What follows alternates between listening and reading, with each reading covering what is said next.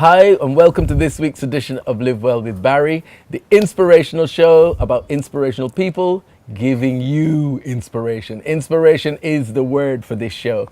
This week we have Greg Emmerson. Lovely to see you. How you doing? Good We're to see on you. location in his beautiful cottage. So thank you for inviting us. Pleasure. Now this guy has got so much to tell. Masterchef semi-finalist. He put us through torture. Absolute torture. Apologies. Yes. Apologies for that. So you live in the area now. Yep. That you grew up in. Yeah. So I, Edinburgh, so I went to school. I grew up in this area. Right. I've moved in and out several times, but always come back. It's always been a place that I gravitated back to because it's where my heart is. I know the area. I know, I feel comfortable with my friends. Right. There are all the sort of points in your history of your past that you remember. Some of them have gone. They might have turned, a club has turned into a McDonald's. Yeah. But for me, it's still Barbarella's. Or a Wimpy. Yeah. It's still Barbarella's. It's still. You settle where you're comfortable. So you went to school in this area as well, yeah, did so you? I went to school in Greenford High School, which is about 2.5 miles from here. So I know this area pretty much like the back of my hand. I had to convince my wife to move into the area, which was quite easy because I think it was about the third date. I made sure when we went out to dinner, we drove round and I took her around all the nice roads locally here. And she said, Ealin's a really nice area. And I didn't say anything. So strategic planning. Very. So Kerry fell in love with Ealing straight away and within sort of a few weeks, and at that time we weren't living together, she said to me, But he already has his eyes on her and knew he was going to be his wife. I told my work colleague the first time I saw her in my office that I'm going to marry that lady. One birthday a few years ago, I emailed her and said, we're going to have a few drinks, would you like to come? And I thought I wouldn't hear anything and it would just sort of go by. Anyway, she said, if I'm in London, because she moves, at the time we were working for a company not far from here in Brentford, she was sort of travelling all around the UK, so she was... And she's a creative, isn't she? Yeah, full on. I mean, just have to look at the house, it tells you it's not me, that's all her work. And anyway, she said she'd come, and she came, and it was a really kind of a slow burner, we outside work we really got on, which was a real contrast because in work we were just like locking horns. Oh, properly, yeah. She didn't get my stuff, I didn't get her stuff. And but they say opposites attract, and she's completely opposite to me. We're completely different people, what she does and what I do, so it's just been a great time, really great time. When did your interest start in food? Wow. Grown up interest probably later as I was a sort of young adult, but first time in food really was I was hyperactive as a kid and I'm still hyperactive as an adult, and I drove my brother and sister so mad that I got banished to the kitchen with my mum. And so I'd go in the kitchen with my mum and she'd sit me on the back door step and say, right, prep this for me, and show me how to do it. I was only about 5 or 6. But you were so naughty. Yeah. She just had to occupy you, take you away from the others before they killed you. Exactly. So give me a big pile of sprouts or carrots or potatoes, and I'm just like, didn't know how to do it, and I was learning, but I really enjoyed it. I was with my mum, it was great. My brother and sister weren't teasing me, I wasn't driving them mad. So are they older or younger? Oh, older than me, so I'm on the runt. Yeah, so runt in size and runt in mentality. To say baby, as am I. We don't say runt. And so that was my first foray, and sort of it sort of developed from there, and it became a norm. So Sundays, traditional roast dinner. Mum was really great cook, great baker as well.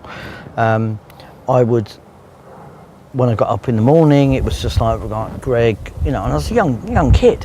I'd be doing, I'd have a list of tasks to do. Right. But I'd loved it. I'd get up and I'd be like, right, okay, bang, bang, bang, and doing this. And I wasn't doing any cooking. It was all prep. It was learning about preparation. Yeah. Because I couldn't even see the oven at that point. It was too small. I was far too small. I couldn't even see what was going on. It was like a different world. It was a different world. So that was the start. And then as I got older and older, she would give me more responsibility and then show me how to do some of the real technical stuff. And she was a real talent. She was a real good cook. She was a real talent. Yeah, real talent. Bit massive. Still an influence Because now. I often say that, you know, learning to cook, especially from that kind of age, it's just necessarily being in the environment. It's not necessarily the person saying, right, this is how you make a cake, this is how you roast a chicken, this is how you roast potatoes.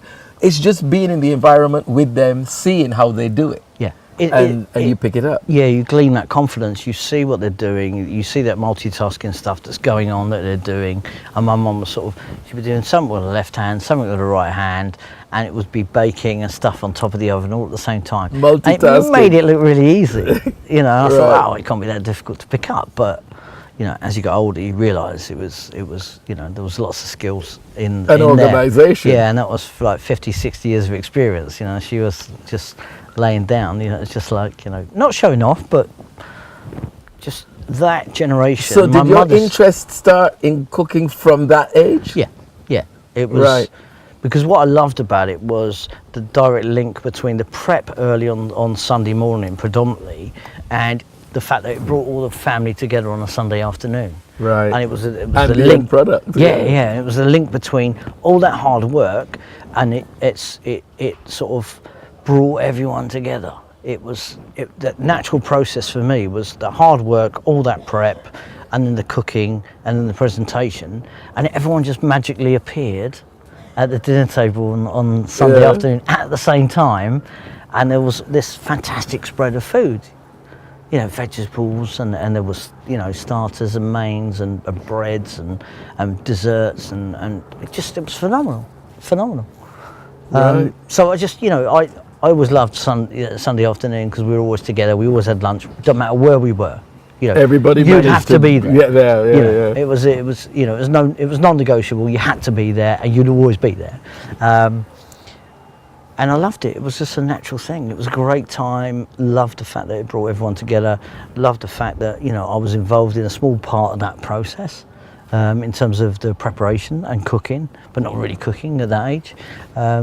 But that was the first point where it was I the realised, introduction to culinary. Yeah, it wasn't just about interest and skills. It wasn't just about the food. It was what the food did. Yeah. In terms of it generated that togetherness, that family being together, and well, there's that saying, isn't it? Those who eat together stay together. Argue together, stay together. Exactly. Yeah, it's true. Exactly. What was your first job from leaving school? So my first job while I was at school was actually doing the trolleys at Sainsbury's in Greenford. Right. So sadly, my father had passed away when I was 12, and the financial circumstances at home changed, and Mum had to go out, and she was working. So at the weekends and the evenings after school, I'd be doing the trolleys, collecting them, and it was earning like. I mean, you look at it now and you look at the amount, you think, oh, it's nothing. But, you know, it made a difference at the time. I brought money into the home, you know, right. It made a difference. So that was my first real job. My first job when I left school was working at the Barbican. So I worked at the Barbican as a trainee sound engineer, but junior. You know, it wasn't anything, you know, I had no skill set at all. But working with some really experienced... Well, you were learning the skill. Yeah. And that was at the first job, for my first job. And then after that, I went to work for the Metropolitan Police. Not as a policeman, because I'm far too small, as an audio forensic scientist. So, as a? Audio forensic scientist. Talk me through that. Well, that sounds very interesting. I can't talk you through it because I signed the official secrets act, so I'm not allowed to. But no, it sounds. We have a multifaceted star here today. I mean, what is it? Audio forensic scientist. Forensic scientist. Okay. I can kind of picture it together. Yeah. From the title. It sounds really glamorous, and it wasn't. A lot of boredom and stuff. But that was my introduction to a real sort of structured environment and real process. And I love process. I'm sort of I do suffer from OCD. I'm a bit ADHD as well, so it really fits into my pattern of behaviours in terms of at work and not at work. He suffers from all the D's. Okay. Also drink. Yeah, wine. So that was the first, the first sort of, couple of jobs, and the early life, and then in terms of cooking, then the interest really sort of started to really sort of develop. And kind of what age was that? How old was I then? So I was about 22, 23. Right. So to the point where at that time, I was really competent in terms of I could butcher, I could fillet fish. Okay. I could do the full spectrum of Monty. what. Yeah, the full spectrum of what at that time, what traditionally, and it's a very sexist sort of view that a housewife could do. Right. But from a male point of view, and it Okay. was still frowned upon from a male Perspective. Yeah, because it was like, quite effeminate. Yeah, there was Yeah. something wrong with you. You want to cook and you love food, and so it was a real hobby, but more than a hobby, it was an obsession. I love. But nothing I could really speak to my friends about, because they were your archetype. Nothing wrong with my friends, but they're archetypal friends. Love football, love beer, love love talking about sports clothing, stuff like that. Music. I love music, but I had no one I could Well, talk that's how I to. met you, through music. Yeah, So yeah. it's, But I couldn't talk to anyone about food. There was no one I could You talk could to. about- always talk to me about food, Greg. we need a time tunnel. We'd have to go back and do it. So that was a period of time where it's really started to happen in terms of it wasn't just cooking for me. I liked the challenge around dishes. I liked the challenge around sort of ingredients and learning about new cultures in terms of food, especially when we travelled.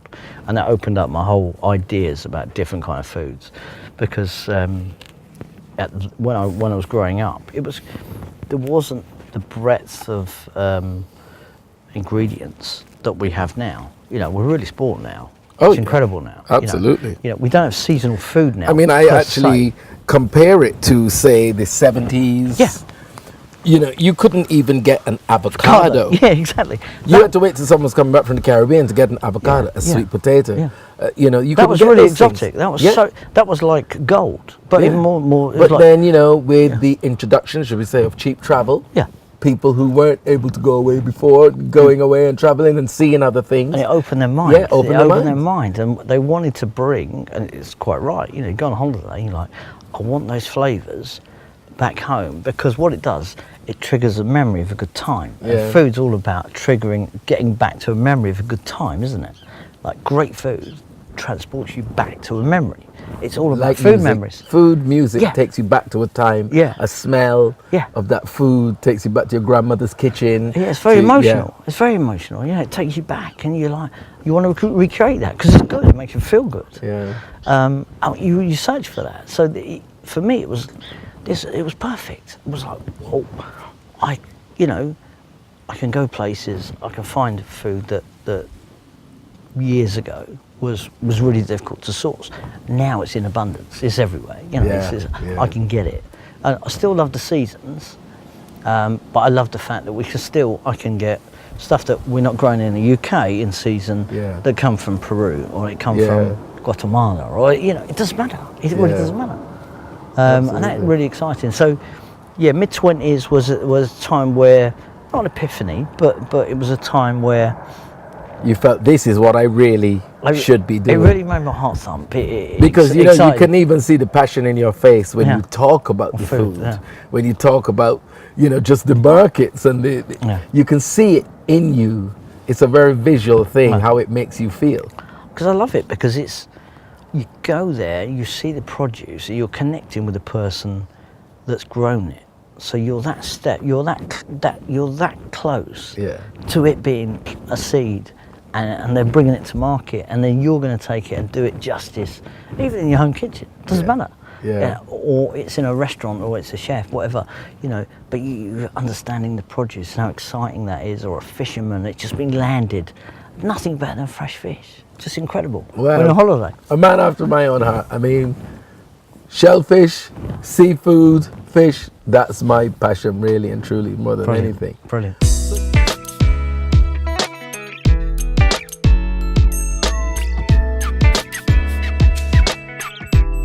Okay. So you're So what are you cooking? So I'm cooking for you today one of the dishes I cooked on Masterchef, which is the It better be the lobster. lobster crab. Yes! Yes. So the lobster crepe I cooked at Roux at Parliament Square for 20 influential women as part of the suffragettes 100-year celebration. When was this?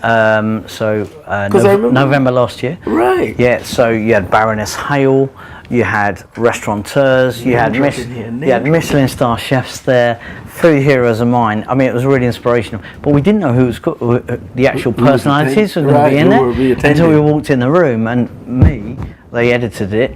I was just going, oh my God, wow. Oh my God, wow. Oh my God, wow. Oh my God, wow.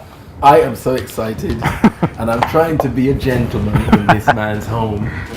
And I'm finding it really difficult. But here we go. Lobster crepe with carrot and ginger. What is it? Emulsion. Emulsion.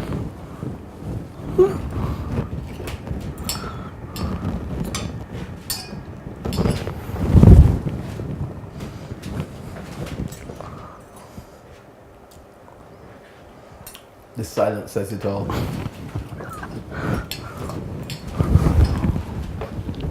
Look at these beautiful pieces of lobster.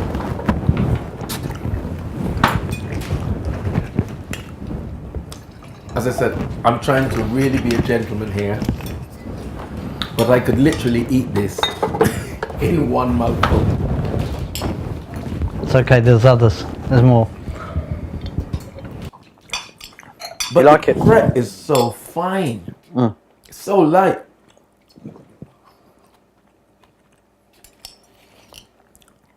It's a subtle dish, isn't it? So subtle. So it's Has chives. a ginger. Yeah, so you got chives in the Red onion? No, you got shallot. Shallot, sorry. Little shallot. Beautiful.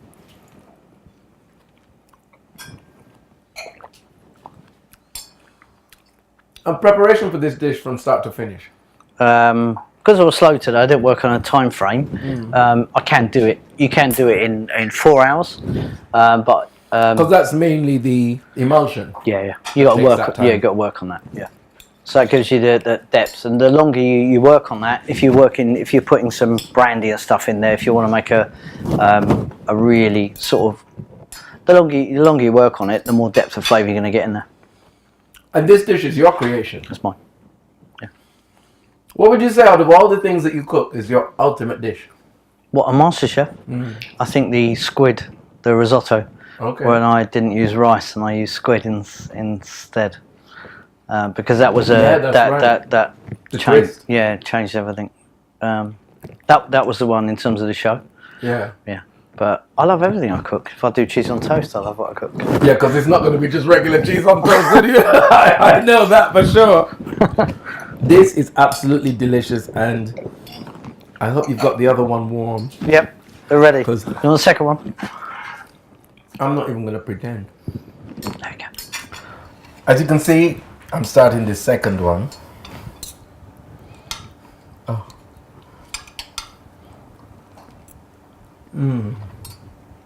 It gets better with every mouthful. Look at this It's a little more face. it's a Moorish dish, isn't it? It gets better with every mouthful. And the trickery. It's I think that interesting because you've got crepe. Which it's is, almost like you taste something different each time. Something that you didn't taste before. right. You know, it's like seeing a movie. Yeah. And you watch a movie and you say, I didn't see that bit first time. Yeah. I watched Yeah. it. I think the trickery around this is you're eating something traditionally in your head is around Pancake Day, but you having seafood with it, and that's a little bit of trickery with your taste. It's a bit of trickery with your brain, your perception around what that should be. Well, I'm going to show you. I'm going to go home and practice because I can't take you home with me. And I can't live here. Gary wouldn't be very happy. I'll give you the recipe. Don't worry. I think I'll have trouble with the emulsion. No, you won't. No, you won't. Now, when is the cookery book coming out? Oh, I don't know. I'm not sure I'm going to venture into that area. Yeah, you will. Maybe. I don't know.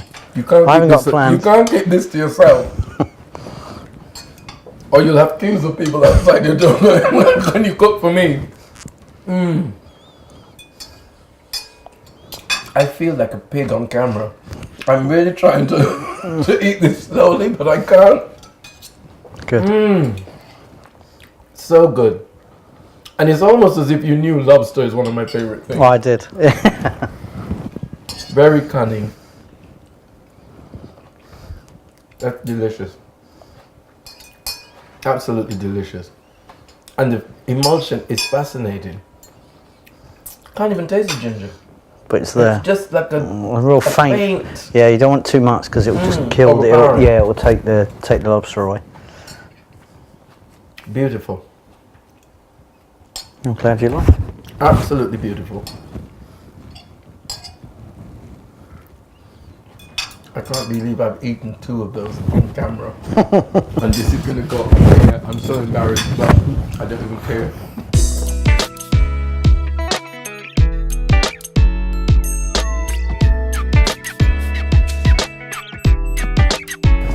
But when did you then decide, right, this is what I have to do? I have to do my cooking. I have to take this more seriously, and it's the path that I'm going to follow. I think after I saw Ferran on TV, then I realised, actually, this guy is taking a massive chance.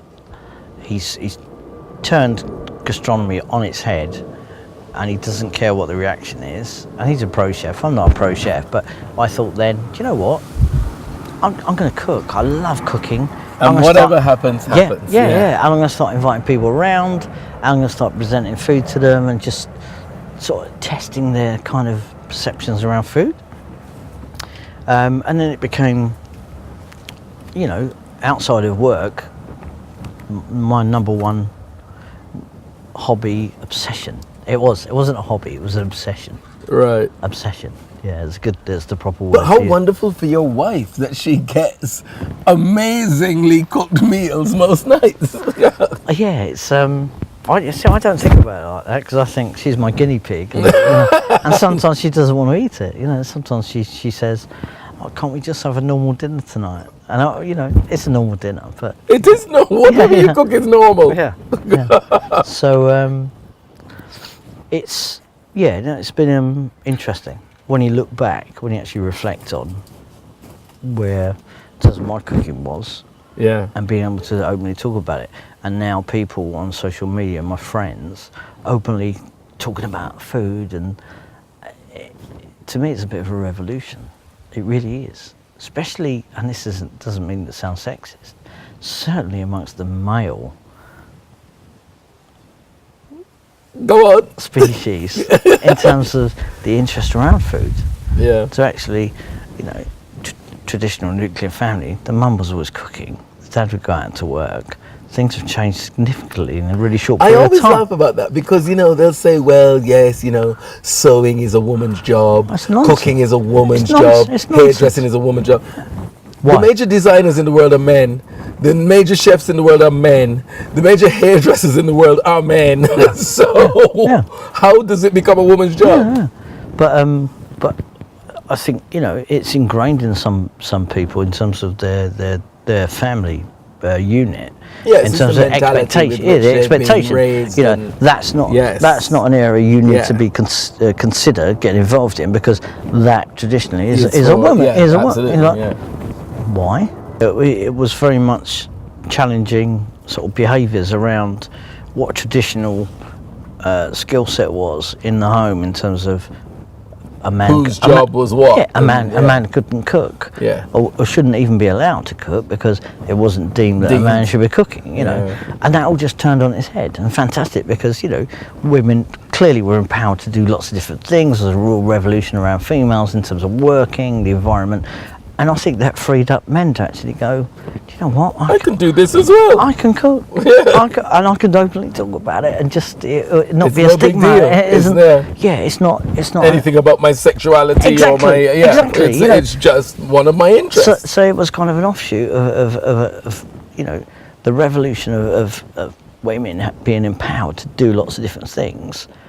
It actually empowered a lot of men to be able to do and openly speak about different things around the home. You know, I could be creative, I could do this. You know, my thing was obviously cooking, but there were lots of different things around the home that were deemed to be traditionally female tasks. Right. that, you know, you don't have to pin it to a gender. So to where we are now, Mister, very wicked man. He had us all in suspense. I mean, I was feeling seasick, car sick, just nervous, butterflies in the stomach, watching this guy on Masterchef. Okay. Now tell me about your Masterchef experience from start to finish. So, in terms of this, you know, I was on the last series, which was aired this year. So it started from me from February until sort of April. But really, for me, it's a 9-year journey. I've been applying for that show for 9 years. Wow. Yeah. So I've continually applied for 9 years. I've been really close in previous years to getting what I thought on the show. I'd had auditions. I've got to certain stages, but never got to the point where I get the call and so they say, "We want you to be on the show." And you see, I have to cut you there because this is the thing that people on the outside don't see or understand. Yeah. When somebody is successful in whatever they do, people outside are not aware of all of the work, foundation and everything that went before. Yeah. And how much work you had to put in before that. Yeah. As you say, 9 years Yeah. before you actually got in Yeah. to even be accepted to be on the show. Yeah. And that's with most things, you know, because the public just see the finished product and they think that the person just said, You walked in. I woke up one morning and thought, oh, you know, I want to be a dancer, I want to be a singer, I want to be Yeah. a chef, and here we are, I'm Yeah. famous. Yeah. Doesn't happen like that. No. So you know, I'd been applying for 9 years. I'd really taken cooking as an obsession really seriously, you know, because I knew if I go on there, I want to make sure, you know, I do myself justice. And, Yeah. you know, I don't. And that you can be the best you can be. At that time, yeah. So. Because I remember seeing you did something with the Roux brothers. Yes. A few years back. Yeah. So Yeah. I did a day with Michel Roux, which was incredible because he's one of my food So all heroes. the time you were doing stuff that were Yeah. building blocks Yeah. and, Yeah. and stepping stones and foundations for where you are now. Yeah, but you didn't realise that at the time. To me, it was gathering experience and being exposed to, you know. And you probably see now with where you are with your cooking and your culinary skills. what that's done for me. Why Yeah, of you course. weren't accepted 9 years Yeah. prior. Yeah, Because and I you wasn't really ready. weren't ready. I weren't ready. That's I it. weren't ready mentally. And as you say, you know, people always want the best of everything in life, but Yeah. are you ready to receive it? Yeah. Are you the best you can be and ready to receive Yeah. it? You know. So it transpired. I went through the process again last year. You apply online, so that the previous series had just finished on TV, and it comes up at the end of the credits. It said applications are now open for 2018. You see, you were watching it with that much vigilance. Yeah, I mean, I'm a real obsession. I'll go into the detail in a minute, but so I applied straight away within seconds, and my wife sat there and said, "You're going to apply again?" I said, "I'm going to keep applying until I get on there, even if I'm 75, 80 years old. I'll just carry on." And go in and on a Zimmer frame. They'll wheel me in. They'll wheel me in. Yeah. So I Now that's determination. Yeah, because you know, I had a drive, and I wanted to get there. So what is that process to get to the audition even? So What did you have to go through? So the process to get to audition, you apply online, Right. and it's a generic set of questions, and you do the application, and you try and be creative in your writing. So I'm not Shakespeare, you know, you try and tell a little bit about yourself and your influences of food, and if that's successful, you'll get a call from a producer. Right. And then the process starts. So I got a call from a producer and said, "We like your application. I'm now." What did you do with this application that was different from the others? I've gone through that in my head. I don't think it was any different to previous years. I really don't. Right, I just think it was the time. The time. Yeah. And so the producer rang me and she said, "Right, I'm going to conduct an interview with you on the telephone and ask you lots of different questions, completely different from the online application." and we went through this, and it was just like me and you talking now, and someone talking to me about food. So I'm completely gushing. I'm really enthusiastic. Yeah. I'm very animated, even though they can't see it. I've sort of got the phone waist under my ear, and my hands are going everywhere, and talking about food and pans and process. And she said, right, okay, if this is successful, It's actually beautiful to watch him talking about it, because look at the enthusiasm and excitement in the sparkle in the eyes, you know. So then she said to me, if this is successful, you'll get a call from a senior producer and you'll go through another process of an interview on the telephone. Exhausting. Yeah, it is quite tiring, and they don't give you a time frame. So it can just be any time. Yeah, so you look at every time you're getting a call, and there's no number on it. Is it them? Your heart the starts going, butterflies, you're jumping around. And I got the call, and I was just jumping in the lift at work, right? And I thought, oh my God. And I went, hello, and I said, if it cuts out, ring me back. So I'm getting in the lift. And I had the interview in the lift, partly in the lift going down to the ground floor, and come out the building and run around the outside of the building and got into a place where I had good coverage. And the interview carried on, and they asked me loads of questions.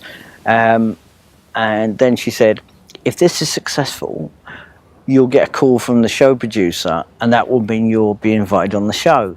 And I didn't get too excited. I thought, I've been here before, so don't get too excited about it. So you got that far with your prior applications, yeah. And then it was about a 3.5 week wait. And I know. And then I was in the office at work. I just started a new job. I think I'd been there 2 weeks.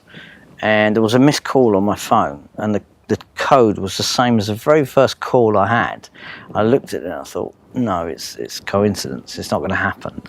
So I rang the number and I said, hello, I had a missed call from you. It's Greg Emmerson, thinking it's a work call. And she said, hello, it's Claire. And I said, I don't know Claire. I don't know Claire. I don't know Claire. I said, I don't know Claire. She said, oh, you do? You do? And I went, do I? And I thought it was a prank call. And she went, it's Claire from Shine, who they produce Masterchef. She said, we'd like you to be on the show. And I dropped the phone and I was just like jumping around the office, screaming, lost my voice. I went absolutely... In the office at work? I went absolutely mental. And in an IT environment, they're like IT geeks, sort of staring at you, think I've completely lost it. And I'm bouncing around like a lunatic and ran out the door, forgot my phone, I was running around just going mad. Yes, and then came back in and got my phone. She's still there laughing because she could hear it. And she said, this is brilliant. And she was really excited. She was almost as excited as me. But well, she was excited for you because she could tell your enthusiasm. Yeah. And then she said, right, this is the date we'd like you to come in. We'll send you the pack and all the legal information, all the contractual stuff that I can't talk about, but all the, and then it became real. And then it was like, it's happening. I'm going to be on there.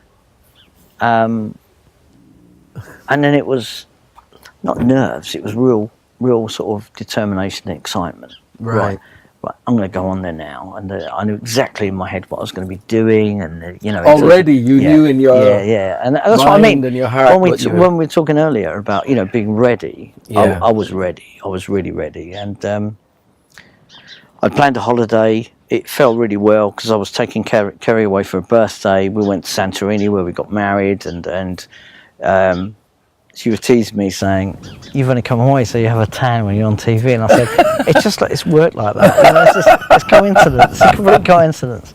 And so we went away, we had a holiday and came back. And then it all just, it just... I think this guy's been on about a month's holiday because I've been trying to get him for ages. And every time he's like, I'm on holiday. What, another holiday? Another holiday? We scheduled a few breaks. Clustered together after the but you know what, it all makes sense now.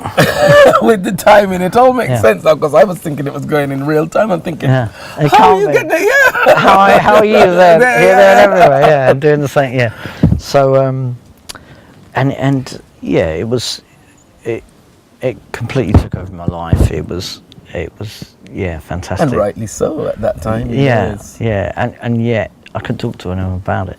That must have been dreadful for you, because something that major you want to share. Yeah, you want to share. You want to share. You want everyone to, with your friends, with the people that love you, and you know, and support you. You know, friends, family. So you have to be disappearing like secret squirrel. Yeah. To go and film this stuff. Yeah. So I'd go into work, and my boss and my director knew, and my wife knew. They were the only people that knew and so I'd go in and say, look, you know, I need to be off for 2, 3, 5 days.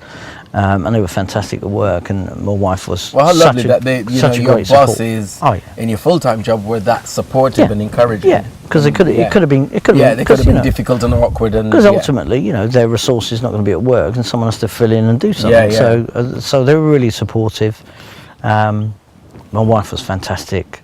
Because she didn't see me for the best part of about 4 months, even though we were in the same house. You know, it was just me getting up at 4 in the morning and practicing and writing menus and developing and playing and completely obsessed with it. It completely took over my life, like everyone else is in the competition. You're not alone with that. And it was. Apart from my wedding day, it was the best time of my life, because I felt I finally got to a point where I could openly talk about all my cooking, and it being a complete obsession. Yeah. It was really clear to see. Everyone that knew me anyhow knew that I was obsessed Greg and with food. Cooking and kitchen go together. Yeah, they're an equation in themselves. Yeah. And so it was a real. It's really difficult to explain. It was almost like a real change in me, even though I had my IT life and that pays the bills and does all the stuff that we can do and allows us to live our life that we do.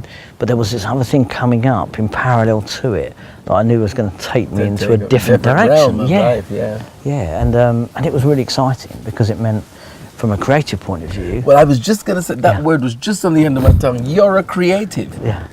You know, cooking food is creative. Yeah. Designers, you know. Yeah, and it's freedom. It's a real freedom, because you're not bound by anyone else's rules. They're your rules. Yeah. And you can be like that, and people either get it or they don't, but it's what you create, and it's yours. And that was a real kind of real freedom moment. Real good freedom moment. Yeah. It felt really good. Just being on the show at the start. And my biggest fear was, don't go in and flunk in the first show and then come home, because you don't get a second chance. It was make sure you do yourself justice. And I got through the first show, and then I felt really comfortable there. And I switched off on the cameras completely. And it was almost like, for me in my head, was, I'm going to treat it like I'm at home. I'm cooking. I've got friends coming around, and we're having some wine. Everyone's buzzing around and saying, what's that? And pointing at the food. Have you cooked that? What's that? And trying different things. And it being real social, and it worked for me. You know, that was the way I dealt with it, and it worked for me. You know, other people might have a different perspective on how it was for them, but that's how it worked for me. I mean, holding that in for 4 months. Yeah, it was tough. That must have been a nightmare. Yeah, it was tough, because you know, I didn't know how TV worked, and TV is a real magic world, and you know, it's not what it seems in terms of how, you know, what you see on screen and how it's put together. And reality, a completely different thing. Yeah, completely different. Not with this show, of course. So we've not had any breaks, not had to do any retakes, nothing at all. No edits, no edit. And so it was a really interesting. So semi-finalist. Yeah. And then you were off to New York, and then off somewhere else. And came back, and then I hear pop-up restaurant. Yeah. So when the show was on, there were the first dish that sort of created a real spike in the professional world, in terms of some of the feedback I got in terms of Instagram private messaging and stuff, and on Twitter, was when I did the breakfast egg. Yes. And I got loads of real positive stuff. You don't get negative stuff as well. You know, always. You know, ignore the negative stuff. Deal with the positive. Well, to me, the feedback was a gift. It was the first time outside so of many my people paid an interest in what you were doing. and they weren't my paid friends and attention. family, and it was objective feedback completely. It wasn't subjective as family. They love you. They're never going to tell you it's terrible. They go, I didn't like it. Yeah. They're going to say it was great, even though they might have left it or they might have put it in their pocket or hidden it. So, Or giving it to poor Mia, which exactly, is the cat. yeah. And Mia put loads of weight, but so it was the first time I'd been, my food had been judged in the professional domain and around that environment and publicly, and that's quite scary because you're opening yourself up. You open the kimono, don't you? It's like, whoa, I'm opening myself up to public criticism, and that's you're not brave because you've got no choice. But it's quite difficult to kind of process it all. Yeah. And moving on, got to semi-final. I didn't have a preconceived idea where I'd finish, and I just wanted to make sure on the show You did the best you could. exactly. And you can't do any more than that. No one could ask any more than that. I wanted to make sure I didn't play safe. I went on there, took chances, had no regrets, and come away and think, you know what? If I did it again, I'd do exactly the same. Yeah. Because I couldn't do it any better than I did it. No. I really did the best I could. Yeah. And it finished. In terms of where it was broadcast on TV, our holiday was booked to go to New York and California on the Saturday after the Friday of going out on TV, and people thought it was all planned. I was one of those, okay? I was completely gullible, sucked in, and I'm saying to him, but hold on a minute, you only came off yesterday, how come you're in New York tomorrow? And it looked like that, didn't it? Yeah, that's it the did. trickery of TV, isn't Yeah. it?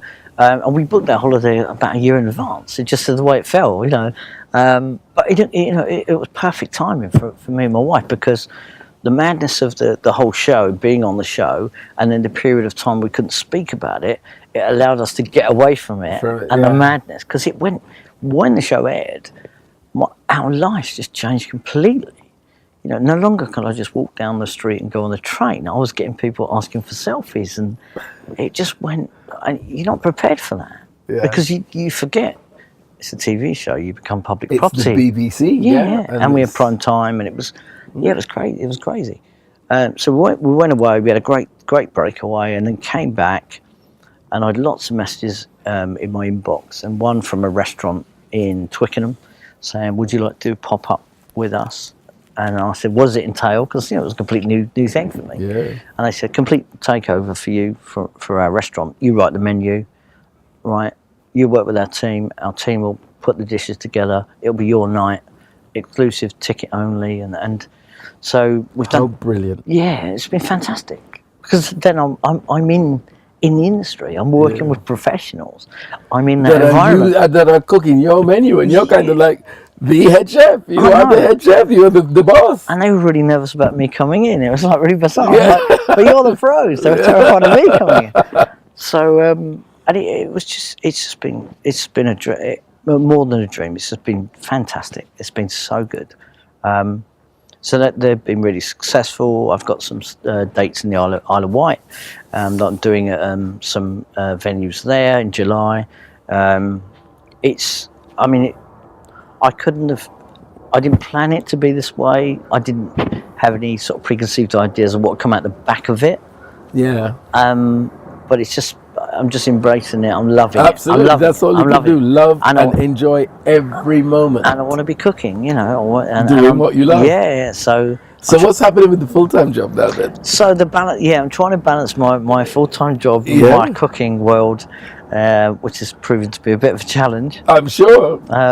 Is your boss demanding that you bring in gourmet meals every day? He has asked. He said, "When are you going to bring some food in?" And I haven't brought anything in yet.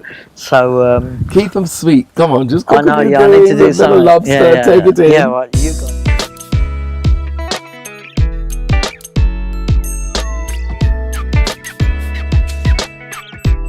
So what are we making here, Greg? So what we're doing is I'm just arranging the cured cucumber on the plate, ready for the scallop dish. So I'm going to pan fry the scallops. We've got a lime mayonnaise, quite a loose one, not too thick. We've got some just nice herbs, a little bit of fennel. And what are the herbs? We're going to use the fennel fronds. I've also got some dill that we'll use. Okay. Which I haven't prepared yet. And what are these herbs here? So we just got some pea shoots. Pea shoot. Oh, Yeah. okay. So And these are obviously king scallops. they are king scallops. Look at that Yeah. beauty there. Yeah. Wow. I think he did his research before this because he knows all my favorite things are seafood, lobster, scallops. I'm waiting for him to whip out a Dover sole in a minute.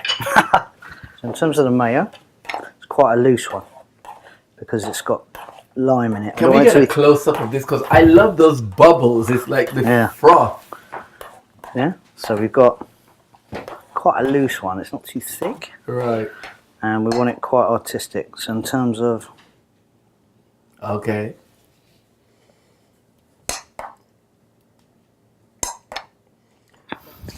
Okay. So get the pan nice and hot. And that's butter there, is it? A little bit of butter and oil. Right. Vegetable. Because the oil prevents the butter from burning, right? Yeah. Okay. See, I have limited knowledge. No, you've got good knowledge. You've got good... But we want a bit of caramelisation on the outside. Yeah. He's waving that king scallop around very provocatively. Yeah.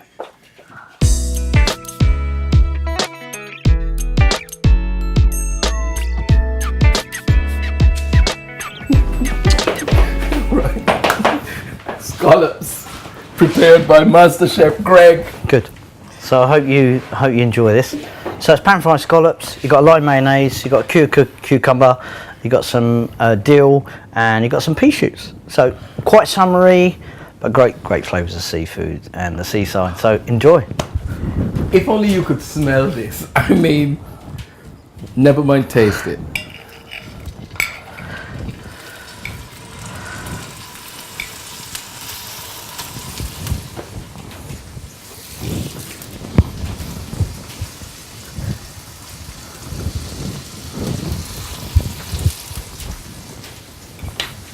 Very silent over there.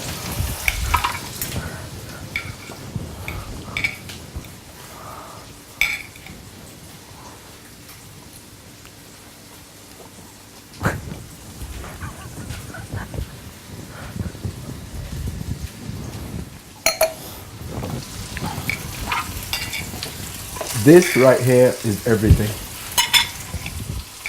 Absolutely everything. The right caramelization on the colors. The mayonnaise. I would never associate this with mayonnaise though. Lime. It's nice though. It's light, isn't it? It's so light. Yeah. It's refreshing. It's got that. It's not too rich because sometimes mayonnaise can be too rich. I love mayonnaise. I love rich food, but for me, it just gives it a different dimension because you've got that lime. It's fresh. Look at the size of this scallop. I'm saving that baby till last. Yes, I'm a child. Sorry. Well, Greg has just prepared us two amazing dishes. The first was a lobster crepe, which was absolutely phenomenal. And the second, another one of my favorites, scallops and pickled cucumber, which I devoured in a most ungracious fashion. However, we're about to go out and continue the interview, and you'll hear more about Greg, his life and his story.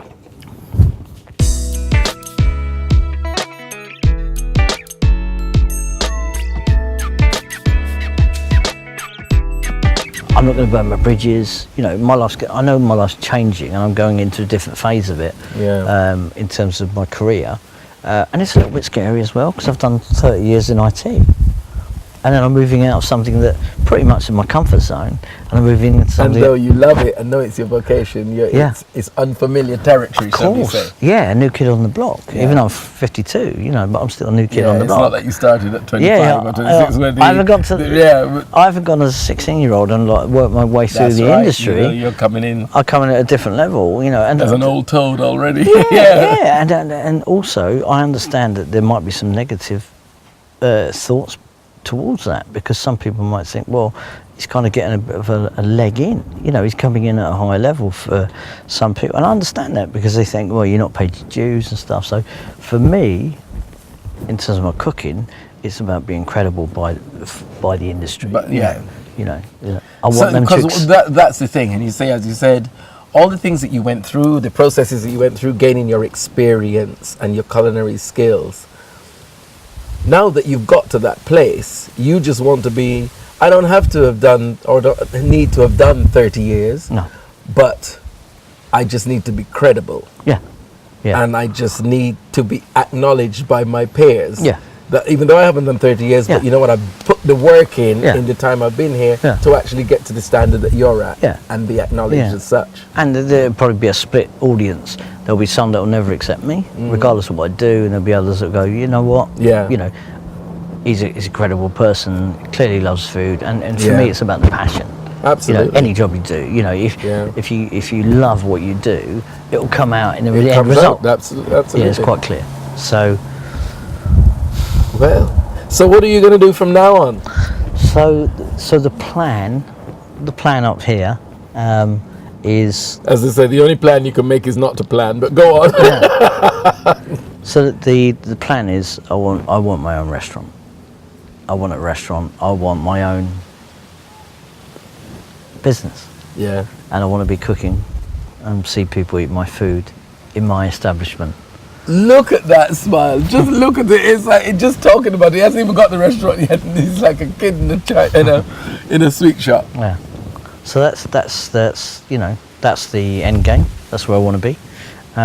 But it's gonna be difficult to get there. It's gonna be hard. Of It's gonna be course, of hard work. course.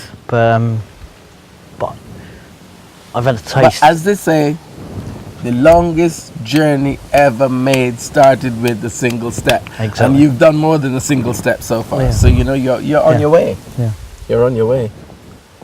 Thank you, sir. Thank you, Barry. A pleasure. No, good to have and you an over. honor. No, thank you. And I'm going to get my picture in with the Masterchef apron. You are. You're going to see it. Watch it.